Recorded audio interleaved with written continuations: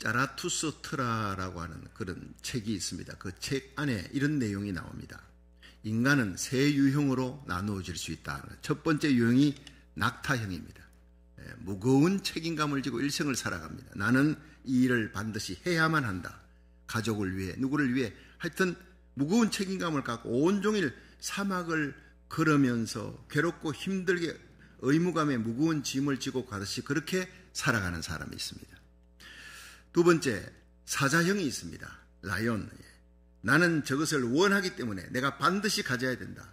남의 거 뺏었어라도 나는 가져야 된다. 이런 유형이에요. 야망을 갖고 있습니다. 오직 전진밖에 없습니다. 자기밖에 없어요. 좌충우돌하며 그렇게 살아가는 거예요. 세 번째는 어린이형이 있습니다. 천진난만합니다. 순수합니다. 깨끗합니다. 그냥 흠도 점도 없이 깨끗한 맑은 마음입니다. 놀이를 즐깁니다. 어린이들이.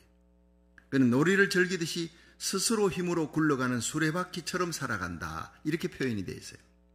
여기서 이 작가는 많은 사람들이 낙타형처럼 일생을 무거운 짐지고 의무감으로 살아가거나 아니면 사자처럼 자기가 원하는 것을 차지하려는 그 욕망으로 일생을 살아가는 사람들이 대부분이라는 거예요. 그런데 여기 주목할 것은 어린이형입니다. 이 어린이는 놀이를 즐깁니다. 어린이를 가만히 보면요, 놀이하는 시간 즐겁습니다. 그런데 그 놀이를 억지로 하지 않는다는 거예요. 여러분, 이 어른들은 무슨 일을 시키면 자기가 싫어도 해야 합니다. 그런데 이 아이는 자기가 싫은 거는 절대 안 합니다. 표현을 합니다. 억지로 시키려면 막 그냥 허리를 활처럼 굽혀가지고 막 활처럼 휘어서 난리를 치는 거예요. 내가 싫다는 표현을 말은 못해도 싫다는 표현을 분명히 합니다. 제가 이 2주 동안 알래스카에서 지금 손자가 와가지고 2주 아이를 보면서 같은 시간을, 많은 시간을 지금 이제 놀이를 합니다.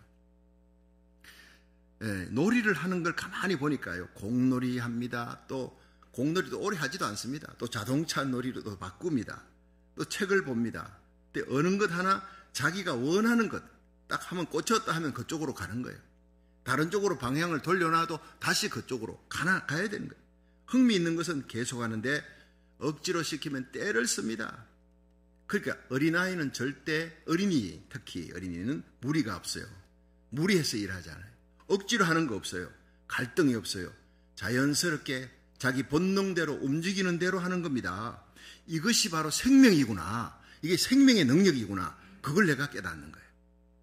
그것이 바로 자유라는 거예요. 하나님이 주신 자유, 생명의 능력이 어린아이에게는 순전히 그대로 보존되어 있는데, 이 생명의 힘은 하나님이 주셨잖아요. 이 생명의 능력이 자라나면서 이제 부모들의 눈치 보고 선생님 눈치 보고 주위 사람들 눈치 보고 자제를 합니다. 안 그러면 또 꾸지람을 떴습니다. 그러니까 자제를 하면서 사람들은 이젠 철들었구나 라는 표현으로 쓸 따름이에요. 절제하고 너 참 잘 인내한다라고 칭찬을 해줍니다. 그런데 하나님께서는 우리 속에 생명을 주셨는데 이 생명의 능력이 어마어마한 능력입니다. 그것이 바로 의를 향한 갈망입니다. 이 생명의 능력이. 거룩을 향한 갈망, 진리를 향한 갈망, 거짓을 보고 불의를 보면요, 싸워서 이겨야 돼. 이게 하나님이 우리에게 처음에 원초적으로 주신 본능입니다. 거룩한 하나님의 형상으로 지음받은 사람에게 주어진 생명의 능력이라는 거예요. 이 능력을 끝까지 가지게끔 하시기 위해 성령님이 우리에게 다시 오신 거예요. 빼앗겼던 이 능력을 다시 가져라. 이 거룩한 갈망을 가진 자들이 이 성경 속에서 예수님을 만나려고 얼마나 애를 쓰는지 몰랍니다.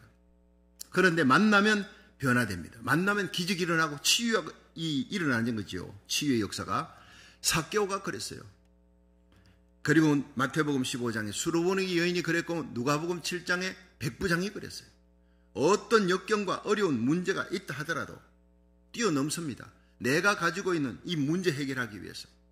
귀신 들린 딸의 문제를 해결해야 돼. 세상으로 아무리 해도 의사가 해결할 수 없어요. 약으로는 안 되는 거예요. 예수님 밖에 없다. 다윗의 자손 예수여 나를 불쌍히 여기소서 끝까지 따라가는 거예요. 모진 구박을 받고 거절당하고 외면함을 받아도 그 모든 역경을 이겨냅니다. 그것이 바로 뭐냐? 어린이에게 있는 생명의 능력이라는 거예요. 그 생명의 능력. 아무도 막을 수 없는 생명의 능력. 오늘 이 생명의 능력이 저와 여러분에게 회복되기를 주의 이름으로 축원합니다. 오늘 성경 본문 마가복음 10장에 보면 소경 거지 바디메오, 날 때부터 소경이었습니다. 그런데 그 속에 오늘 얘기하는 생명력, 하나님이 주신 굉장한 생명력을 발견하게 됩니다. 그걸 보시고 주님께서 귀히 여기셔서요, 데리고 오라 그랬어요. 시험을 거친 후에 데리고 오라 한 후에 네가 뭘 원하느냐? 보기를 원하나이다. 원대로 될지어다, 믿음대로 될지어다. 즉시 보게 되어 길에서 예수를 쫓으니라. 할렐루야. 그 놀라운 축복이 저와 여러분들이 그 복을 받을 수 있기를 주의 이름으로 축원합니다. 그럼 어떻게 해서 그 생명의 능력이 그렇게 나타나느냐? 첫째, 바디메오는 기회를 놓치지 않았어요. 그 생명의 능력에는 기회를 놓치지 않았다는 거예요. 마가복음 10장 47절 읽어봅니다. 시작. 나사렛 예수시란 말을 듣고 소리질러 가로되 다윗의 자손 예수여 나를 불쌍히 여기소서 하거늘. 아멘. 자, 여기에서 소경거지 바디메오는 예수님을 만나는 일에 이 기회를 포착했고 결코 놓지 않았어요. 불태진의 믿음으로 매달립니다. 이것이 바로 생명의 능력이었다 하는 거예요. 예수님께서 제자들과 함께 마지막 예루살렘으로 갑니다. 이제는 6월절 그 예루살렘에 가면 십자가에 달려 죽습니다. 비통한 마음으로 가는 거예요. 가다가 소경거지 바디메오를 만납니다. 그러니까 예수님이 당시에 아주 슈퍼스타입니다. 지저스 크라이스트.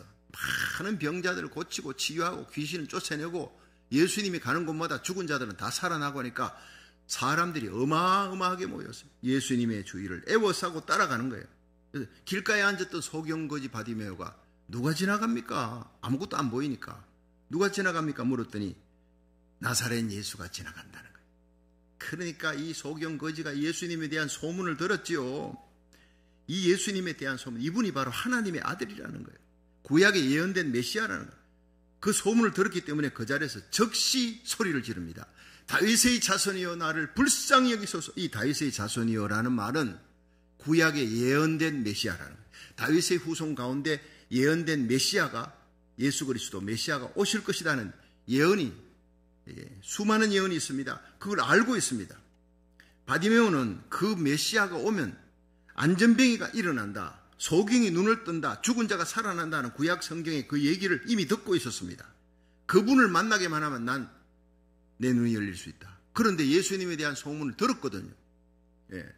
예수님께서 눈먼 소경은 눈을 열어주셨고, 안전병이 일으켜주셨고, 귀머거리 귀를 열어주셨고, 벙어리 입을 열어주셨다. 심지어 무리를 걸어갔다. 죽은 나사로도 살리셨다. 이걸 듣자 이분이 바로 메시아다 확신을 한 거예요. 그분을 만나기만 하면 나는 내 눈이 열린다. 난 구원받는다. 치유받는다. 확신을 한 겁니다.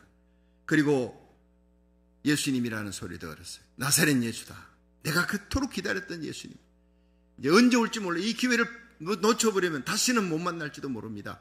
그래서 불쌍히 여겨달라. 자기에게 주어진 기회를 절대로 놓치지 않았어요. 기회를 포착했어요. 이런 인생이 바로 생명력이 있는 인생이네. 주님이 만나고 고쳐주시는, 기적을 베풀어주시는 그런 귀한 사람이에요. 이 사진 예술에 남다른 꿈과 열정을 가진 소녀가 있었는데, 이 소녀는 1901년부터 무려 72년 동안 사진 찍는 일에만 몰두했어요. 열심히 사진 찍었어요. 평생을 사진 예술에 바친 이 거장의 이름이 이모진 커닝엄인데, 그가 90살이 되었을 때, 90살 되면 이제 황혼역에 인생이 70이고 강건하면 80이라도 연수의 자랑이 수고와 슬픔밖에 없다 했는데, 이 90이 되었으니 이제 죽을 날만 기다리는 거 아닙니까? 근데 90살이 되었을 때 그녀는 미국 최고의 사진작가래요. 소문이 났습니다. 유명 인사가 됐어요. 근데 어느 날 기자가 찾아와서 진지하게 물어보았습니다. 일생 동안 찍은 사진 중에 가장 최고라고 생각되는, 가장 아끼는 명작이 어느 것입니까? 물었더니 이 이모진 커닝엄이 잠시 창문 너머로 시선을 돌리더니 아주 활기차게 확신을 갖고 얘기했어요. 아마 내일 찍게 될 작품일 것입니다. 여러분 참 귀하죠. 90세의 나이에도 비전을 가지는 거예요. 희망을 가지는 거예요. 내일의 작품을 향한 열정과 도전이 너무나 귀합니다. 이런 도전을 여러분 가지시기를 축원합니다. 그러니까 내일이 커닝엄에게는 최고의 기회의 날이에요. 내일 최고의 작품을 만들지도 모른다. 이런 자세로 사는 자에게는 날마다 인생이 최고의 절정기가 될 줄로 믿으시기 바랍니다. 나는 내 인생의 최고의 절정기가 아직 오지 않았어. 내일이 될지도 모른다. 그렇게 날마다 살아가면 내일 날마다 여러분 시간을 낭비하지 않습니다. 그 시간을 최고의 작품으로 만드는 그런 거룩한 시간으로, 명품 시간으로 날마다 맞이하는 거예요. 여러분, 우리 삶을 한번 돌이켜 보세요. 지난 우리 삶에 많은 기쁨도 있지만 슬픔도 있고, 희노애락이 섞여 있습니다. 자자한 눈물의 흔적들이 있습니다. 항상 기쁨만 있는 게 아니죠. 항상 슬픔이 있는 것만 아닙니다. 기쁨과 슬픔이 이렇게 병행해서 옵니다. 항저우 이번 아시안 게임에 이 야구가 말이죠, 대만한테 처음에 아주 초장에 져버렸어요. 큰 차이로 졌는데 극적으로 이제 부활전에 올라가가지고 나중에 대만을 꺾고 이기고 우승을 한 거예요. 얼마나 기뻤는지요. 그리고 또 축구도 이번에 우승했어요. 참 우승의 성전보가 막 들려오면서 너무너무 기뻤습니다. 뭐 미국 땅에서도 우리 고국이, 대한민국이 나가서 이긴다, 잘한다 하면 꼭 나일같이 기쁘고 즐거워요. 근데 그 같은 시각에 이스라엘이 이 팔레스티나로부터 공격을 받습니다. 팔레스틴이 미사일을 3,000발을 쏘았어요. 지금 뭐 어마어마한 숫자가 지금 3,000발이니까 지금까지 이렇게 쏜 적이 없습니다. 3,000발을 쏘았는데 300명이 죽었어요. 1,000명이 중상을 입고 부상을 입었는데 계속 죽어나가고 있는 거예요. 이스라엘은 이렇게 공격을 당하면 반드시 몇 배로 되갚아주는 역사 속에 지금 큰 전쟁이 예고되고 있습니다. 아마 이것이 3차 대전의 시작이 아닐까, 군사 전문가들은 걱정을 태산같이 지금 하고 있는 거예요. 여러분, 그럴 때일수록 하늘을 바라보시길 바랍니다. 요한계시록은 이미 예언되어 있는 겁니다. 마지막 날 전쟁에 대한 예고가 되어 있고, 그 전쟁과 함께 일어날 거대한 영적인 대붕이 예고가 되고 있고, 세상은 암울하지만 아우성을 쳐도 우리는 요한계시록 7장에 일어날 엄청난 대붕이 환란과 함께 들이닥칩니다. 그 대붕에 쓰임받는 저와 여러분, 우리 교회가 되기를 주의 이름으로 축원합니다. 우리 자녀들이, 손자 손녀들이 그 대붕에, 요엘서 2장 28절 보세요. 내가 말세 내 영으로 만민에게 부어주리니 너희 자녀들이 예언한다 그랬어요. 어린 아이들이 예언한다고요. 젊은이들이 환상을 보고 늙은이들이 꿈을 꿀 것이다. 그 엄청난 대붕이 이제 쓰나미처럼 몰려옵니다. 그날을 대비하며 살아가는 거룩한 성도 되기를 축원합니다. 우리가 일생 살아가면서 최고의 복이 뭐냐? 예수님 만난 복이 최고의 복인 줄로 믿으시기 바랍니다. 죽어도 영생인 거예요. 세상은 환난 들이닥쳐도 죽음이 온다 해도 우리는 끌려가는 죽음이 아니라 맞이하는 죽음이에요. 예수의 부활이고 나의 부활이니까 복음 전하는 사명 잘 감당하다가 주님을 만나야 합니다. 나를 위해 십자가에 달려 죽으시려고 오셨습니다. 수치를 당하고 죽으시고 3일 만에 부활하셔서 내 모든 죄를 사하시고 천국문을 열어주시고, 그리고 이 땅에 살아가는 동안 언제나 내 곁을 떠나지 아니하시고 여러분의 손을 잡고 계신 예수님을 바라보시길 바랍니다. 그 주님과 함께 살아가는 삶은 날마다 기회의 삶이에요. 주님이 나에게 기적을 베푸신다, 부흥을 주신다, 나를 하나님이 쓰신다, 그 일생의 최고의 기적과 부흥을 이루는 하루하루가 되기를, 축복의 기회를 삼는 하루하루가 되기를 주의 이름으로 축원합니다. 두 번째, 이 바디메오는 사람의 장벽을 뛰어넘었어요. 마가복음 10장 48절 한번 보겠습니다. 시작. 많은 사람이 꾸짖어 잠잠하라 하되 그가 더욱 심히 소리질러 가로되 다윗의 자손이여 나를 불쌍히 여기소서 하는지라. 아멘.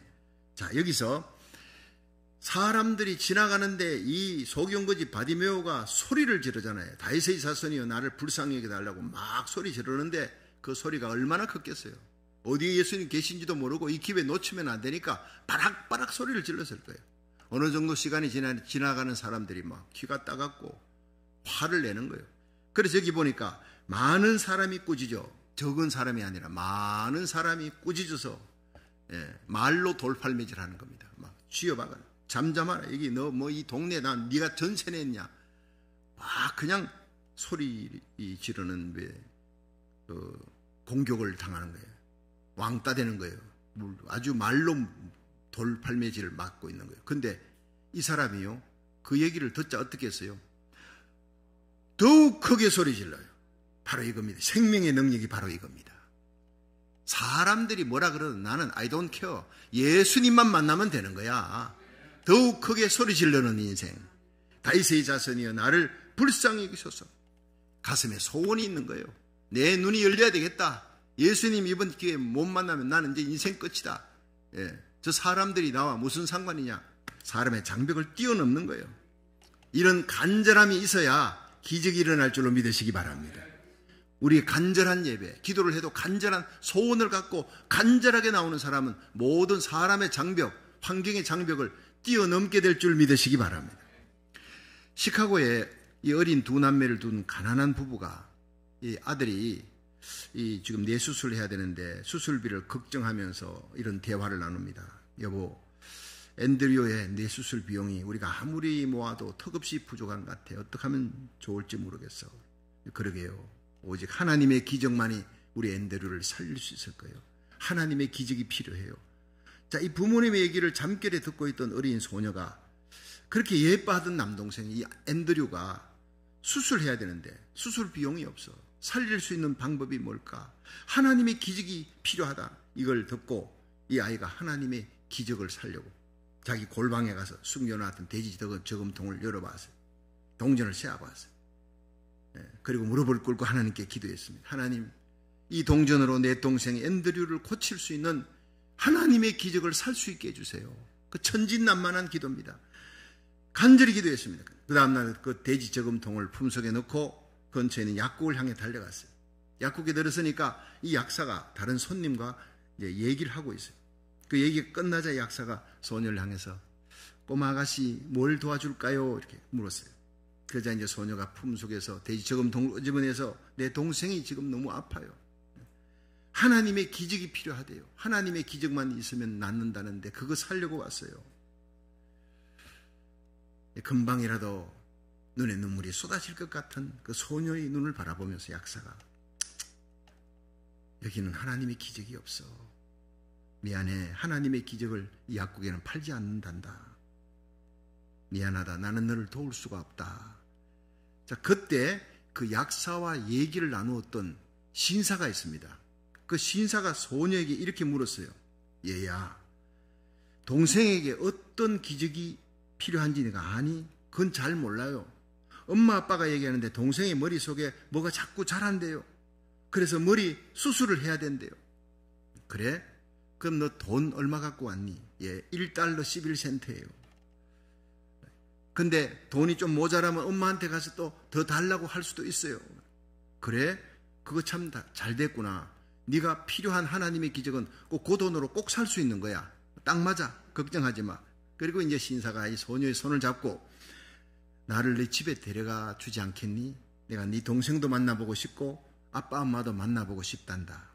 네가 필요로 하는 하나님의 기적을 내가 사줄 수 있을 것 같아. 여러분, 이 신사가 누구냐면 자기 동생인 약사를 만나려고 시카고에 온 세계적인 명성을 갖고 있는 뇌수술 전문의였습니다. 칼 암스트롱 박사였어요. 여러분, 이거는 실화입니다. 너무나 감동의 실화. 사람이 우연이라도 어떻게 이렇게 만날 수가 있습니까? 그 어린아이가 골방에서 기도했던 기도를 하나님이 이렇게 이루어 주신 거예요. 앤드류는 그렇게 해서 기적같이 수술하고 건강을 되찾을 수 있었다는 거예요. 할렐루야. 수술비는 1달러 11센트 약속대로였습니다. 칼 암스트롱 박사는 얘기했습니다. 그 수술은 정말로 어려운 수술이었고 하나님의 기적이 없으면 이루어질 수 없는, 성공할 수 없는 수술이었습니다. 아마도 그 수술은 내가 한 것이 아닙니다. 그 소녀의 간절한 기도를 하나님이 들으시고 하나님의 기적을 베풀어 주신 것입니다.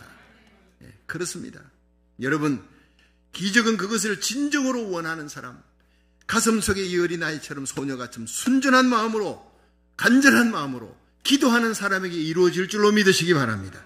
소경거지 바디메오는 자기의 벌어진 상황 한탄하지 않고 끝나지 않았어요. 예수님이 지나갑니다. 예수님을 기다렸습니다. 지나가는 예수님, 그 기회를 포착했어요.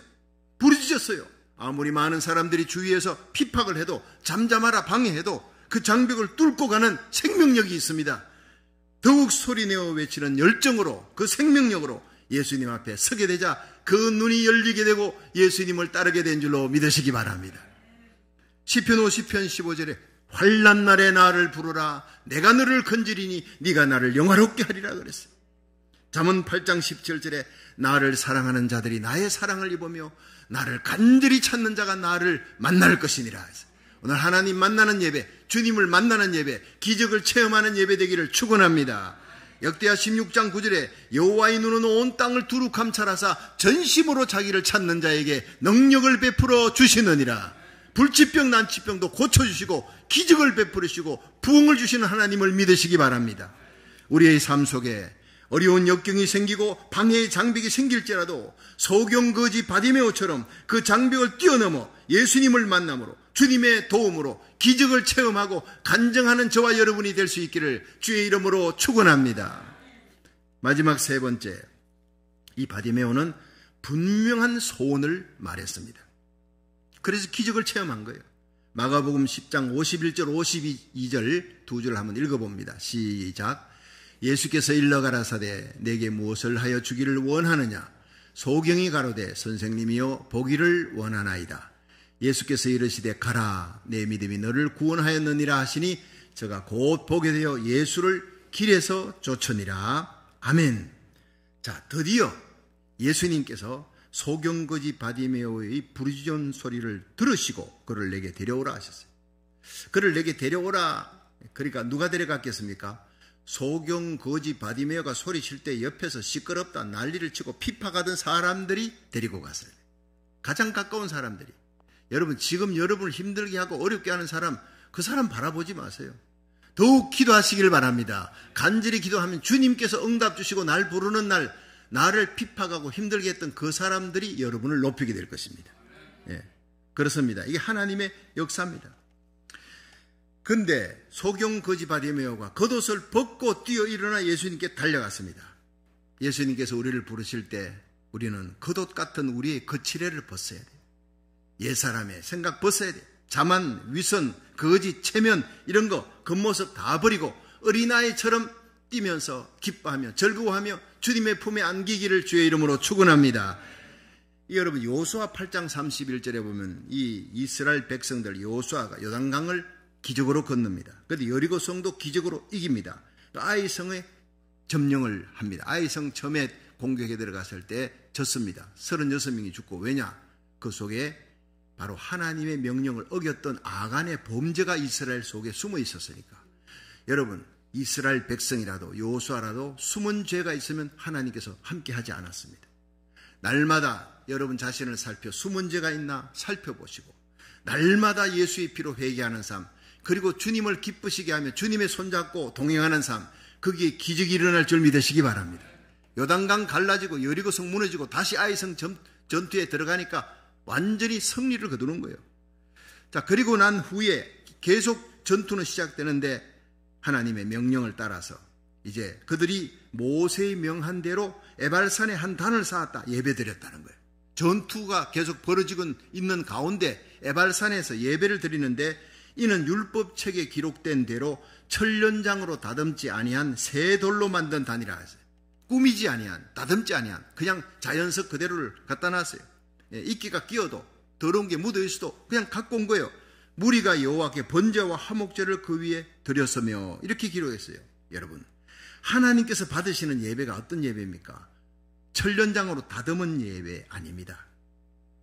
꾸미는 예배, 가식으로 드리는 예배 아닙니다.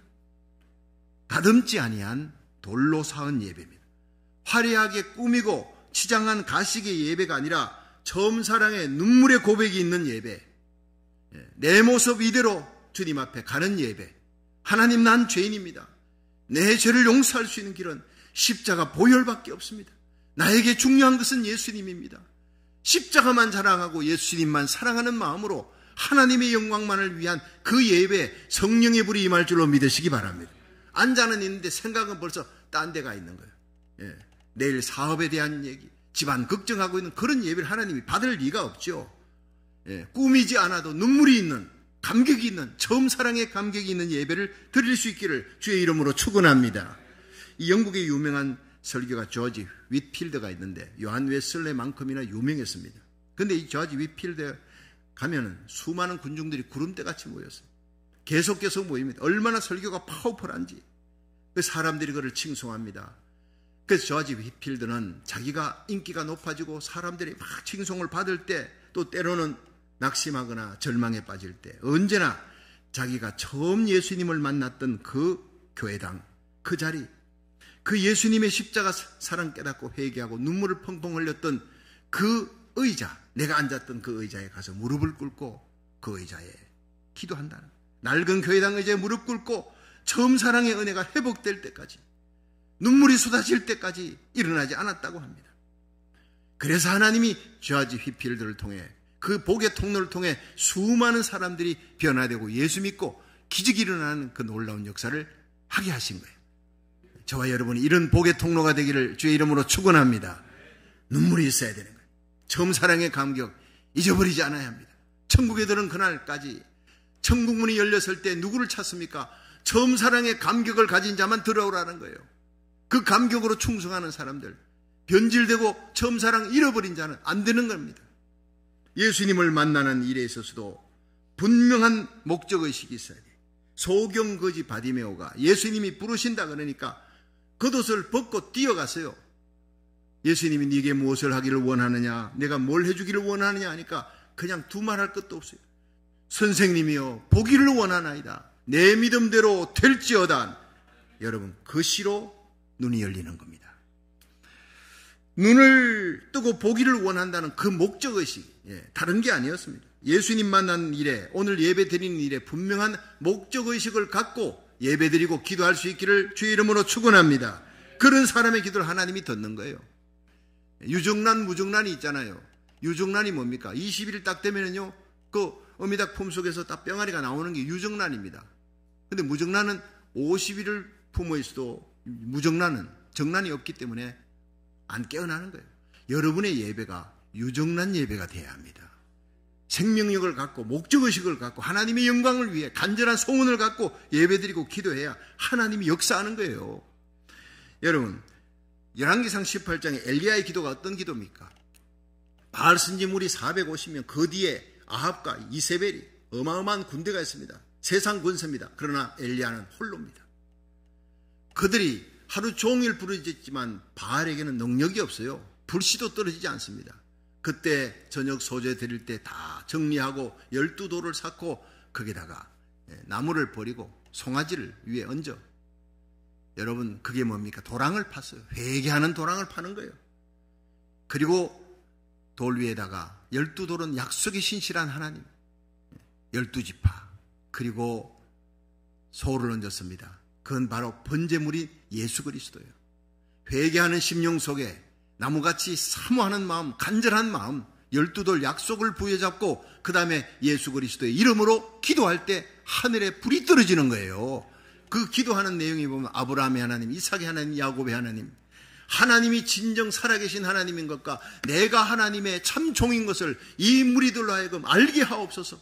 이 땅이 이렇게 황폐하게 된 것은 죄악 때문입니다. 이 죄악을 용서하시고 하나님이여 이 땅에 다시 한번 성령의 바람이 불 수 있도록 하나님이 살아계심을 이 백성들로 알게 하여 주시고 보여주옵소서. 그 기도 빨리 읽으면요 28초도 안 됩니다. 그러나 참사랑이 있고 간절함이 있는 기도, 생명력이 있는 기도에 하늘에 불이 떨어진 줄로 믿으시기 바랍니다. 450명 기손 시내에 끌고 와서 450명 그 바알 선지 무리들 다 죽여버린 거예요. 그리고 하늘에 엄청난 소낙비, 축복의 소낙비가 쏟아져 내린 것입니다. 대부흥이 오기를 원합니까? 축복의 소낙비가 쏟아지기를 원합니까? 우리의 죄를 회개하고 약속의 하나님의 말씀 부여잡고 여러분 사모하는 마음으로, 간절한 마음으로 예수의 피를 부여잡고 십자가 부여잡고 기도할 때 성령의 불이 임할 줄로 믿으시기 바랍니다. 그렇습니다. 누가복음 7장 백부장의 기도도 마찬가지예요.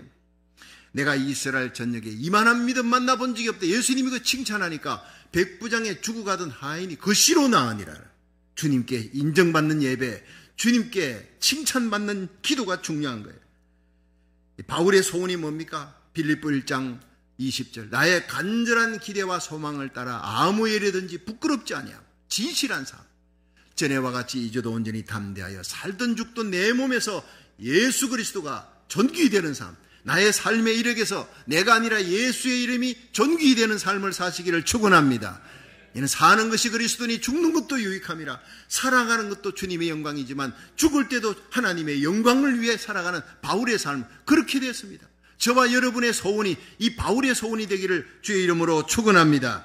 여러분이 드리는 이 예배와 기도가 바디메오처럼 기회를 놓치지 않는 믿음, 사람의 장벽, 그 환경의 어려움, 역경, 이걸 뛰어넘는 믿음, 분명한 소원을 선포하는 믿음으로 하나님 앞에 나와 기도하고 예배드림으로 응답받는 놀라운 축복이 있기를 주의 이름으로 축원합니다.